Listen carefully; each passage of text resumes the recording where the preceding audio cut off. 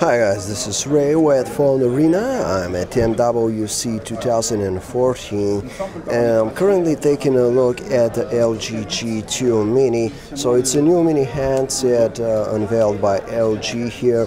Obviously the smaller version of the flagship G2 smartphone.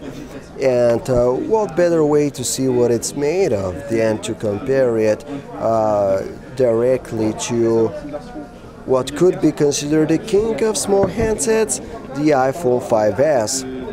So we do have here LG G2 Mini and iPhone 5S next to each other. This is how they compare in terms of design. Obviously the iPhone 5S is going to have the much more premium and exquisite look on it, whereas the G2 Mini sticks to a kind of a matte and cheap feeling plastic. It doesn't really feel that good to the touch, but it does have its signature rear keys here for power and volume controls, and it has a 13 megapixel camera as opposed to the 8 megapixel one on the iPhone 5S. Of course, that doesn't mean that it's going to take the better images. We're still to check out the quality of its photos, but we have a feeling that they'll be more like mid-range level photos.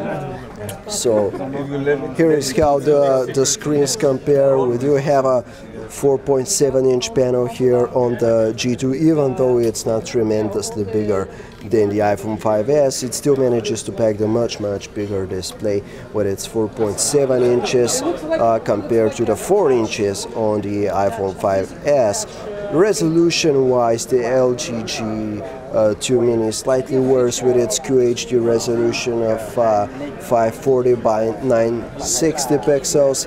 The 4-inch screen of the iPhone is much more dense with its 640 by 1136 pixels. Still, legibility is pretty decent with LG's new handset here. It appears that you can easily read text and all, without really straining your eyes. So it's a decent display. It's IPS as well, though as you can see, its colors and everything is much more toned down compared to what we have on the iPhone. Some markets are going to see the G2 Mini with a 1.7 gigahertz and others with 1.2 gigahertz. I guess in some markets it's going to have a Snapdragon 400 level chipset, whereas others might actually get it with a NVIDIA Tegra one. So, but it's nothing major really. It's just mid-range smartphone by the looks of it. It's coming with Android 4.4 KitKat, which is always good to know. It's going to have probably the latest version of Android by the time it comes out on the market. And of course on the iPhone 5S we have iOS 7, the brand new and much more colorful experience. In terms of user interface, you see we have the G2's LG's custom Android layout here, which is very familiar from what we have on the LG G2 flagship. It's very customizable, very feature rich. It's got tons and tons of apps and functions in there. Whereas, of course, the iPhone 5S sticks to a more minimalist approach with its software. It just comes with the bare necessities, and obviously you can get anything you want by doing installations of third-party applications.